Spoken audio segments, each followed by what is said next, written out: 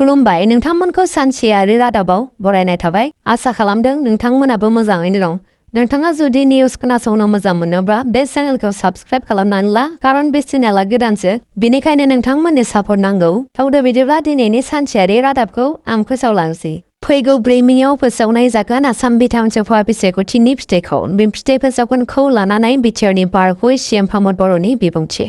बिथाङा फोरमायथिदों दि आसामनि ओनसोलारि राजखान्थि हान्जानि गेजेराव UPPL दोलोआनो बे खेबाव साबसिन फिथाइखौ मोननो हागोन बे खोथाखौ जोंल' बुंनाय नङा बेखौ भट होनाय गासै रायजो राजा आरो जायफोर केम्पेइनाव ओंखारदों बिथांमोना बे खेबाव UPPL दोलोखौनो बांसिन मोजां फिथाइ मोनगोनखौ फोरमायदों आसामनि बिधानसभा बिसायख'थिया थांनाय समाव मोजाङैनो जालांदों बिसायख'थि समाव राजखान्थि दैदेनगिरिफोरनि गेजेराव गोबां दान्थे बिदान्थे जादोंब्लाबो बिसायख'थिया मोजाङैनो जालांदों जुदि BTCआव 15 मासिनि खोथाखौ बुङोब्ला बे खेबाव UPPL दोलो हिसाबै जों जाखिनि खामानि मावदों आरो बे खेबनि बिसायख'थियाव UPPL दोलोआ रावबो राजखान्थि हान्जाजों एलायन्स जायालासिनो हारसिं बिसायख'थि गेलेदों बिसायख'थिनि जोबनाय उनाव बयबो EVM मेसिनाव बबे राजखान्थि हान्जानो सोर बेसेबां भट होखो होआखै बेखौ बुंनो हाया नाथाय थासारिखौ नायोब्ला जों आसामनि ओनसोलारि राजखान्थि हान्जानि गेजेराव UPPL दोलोआनो साबसिन फिथाइखौ मोनगोन होननानै दाबि खालामदों प्रमद बर' बिथाङा गावनि बिफानि आखायावनो जिउ खोमानो गोनां जादों सासे फिसाज्लाया खौरां मोननाय बादिब्ला गहपुराव बिफाया फिसाज्लाखौ गोबाव सिखाजों दाननानै जिउ फोजोबदों गोबाव सम साननिफ्रायनो ड्राग्स जौ बायदिसिना फेग्रा मुवा बेसादनि निसा लानानै सानफ्रोमबो न'खराव दावराव दावसि खालामफैबाय थायोमोन बे सुबुङा बिफाया सानसे नङा साननै नङा बेबादि फिसाज्लानि दावराव नांज्लाय खमज्लाय खालामफैबाय थानायखौ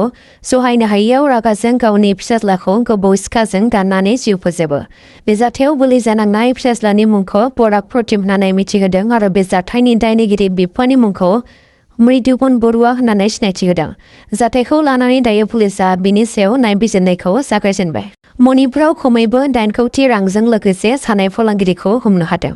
मणिपुराव NCB आसाम राइफल्स आरो मणिपुर पुलिसनि जथाय सिग्रोमनायाव मणिपुरनि चुराचान्दपुर जिल्लानि खवाखुवालाव खमैबो 8 कौटि रांनि हेर'इनफोरखौ बुखामनो हानाय जायो बे हमनो मोननाय हेर'इनफोरखौ 3.267 किल'ग्राम लिरथायनि 374 था साबुननि बाक्सु हेर'इनफोरखौ बोखांनो हादों बेजों लोगोसे बे जाथायजों सोमोन्दो थानाय सानै सुबुंजों लोगोसे बिसोरनिफ्राय गंसे जिपसि गारि आरो गंसे मटर साइकेल आरो गंनै वायारलेस सेट बोखांनो हादों मिथिनो हानाय बादिब्ला म्यानमारनि हाइसिननिफ्राय चुराचान्दपुरसिम लाबोनाय जादोंमोन बेफोर आयेन बेरेखा हेर'इनफोरखौ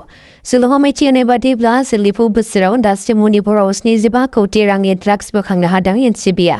गावनि डिउटि खालामबाय थानाय समावनो CRPF जवानाव साख्रि मावनाय सासे बर' सुबुंनि जिउ खहा जानाय सुबुंनि मुङा हबका गयारि बिथाङा मणिपुराव गावनि डिउटि खालामबाय थानाय समावनो अबथिरायै जिउ खहा जादों खौरां मोननाय बादिब्ला बिथाङा बाक्सा जिल्लानि बरबारि पुलिस थानानि बेन्दोंआव थानाय जौफादं ओनसोलनि दिगपुरिया गामिनि थागिबि होननानै खौरां मोननाय जादों बिथांनि बेबादि हरखाब थैनाय खौरांखौ मोननाय लोगो लोगोनो न'खरजों लोगोसे गामि ओनसोलाव दुखुनि सायाया साग्लोबदों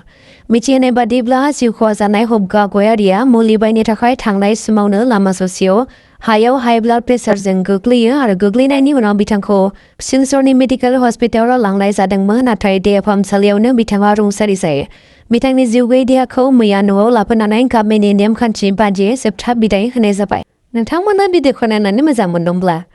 अन्नानै चेनेलखौ साबस्क्राइब खालामना लादो बेजों लोगोसे नोंथाङा लाइक शेयार खालामना होब्लानो जाबाय गोजोन्थों